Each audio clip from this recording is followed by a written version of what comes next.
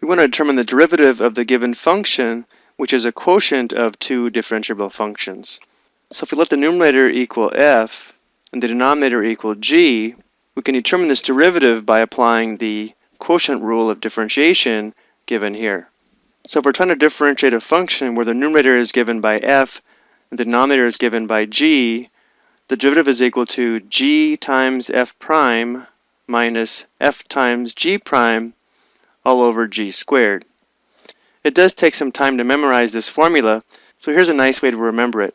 If we think of the numerator as the high function and the denominator as the low function, and d high as the derivative of the numerator and d low as the derivative of the denominator, we could state the quotient rule as low d high minus high d low, low low, which means the exact same thing as the formula here given in red. Now before we apply the quotient rule, I do want to mention that since we're dividing by a monomial, we could divide each term in the numerator by x squared and then just apply the power rule, which we will do on the next slide, but using a function like this is a nice way to get used to using the quotient rule.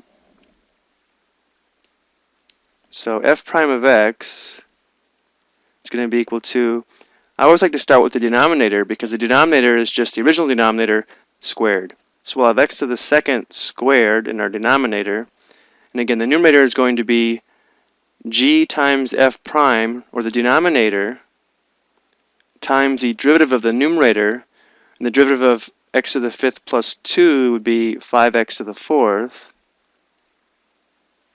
minus f times g prime, or the numerator, times the derivative of the denominator, which would be 2x.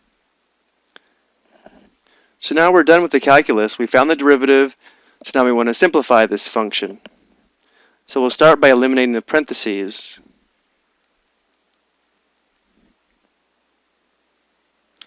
The denominator is going to be x to the fourth. Here we'll have 5x to the sixth. Now we do have to be careful here because we're subtracting this product. So we'll distribute and then subtract the term. So we have 2x times x to the fifth. That's 2x to the sixth, but we're subtracting that, so I'll have minus 2x to the sixth. And then 2x times 2 is 4x, but it's minus 4x.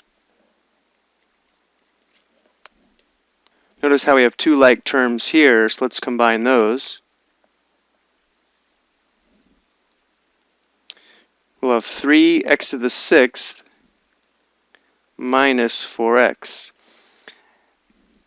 And now that we're dividing by a monomial, we'll divide each term in the numerator by x to the fourth. So f prime of x is equal to 3x to the sixth divided by x to the fourth minus 4x divided by x to the fourth. So here, 4 factors of x will simplify out, so we have 3x squared. And here, only 1 factor of x will simplify out, leaving 3 factors of x in the denominator. So we have minus 4 divided by x to the third.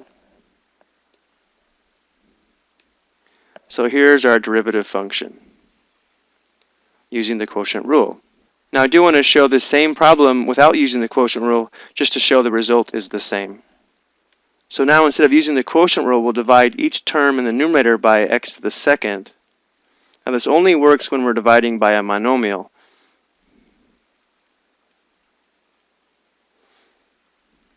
So we'd have x to the third, and here we'd have plus 2x to the power of negative 2, so that we can apply the power rule.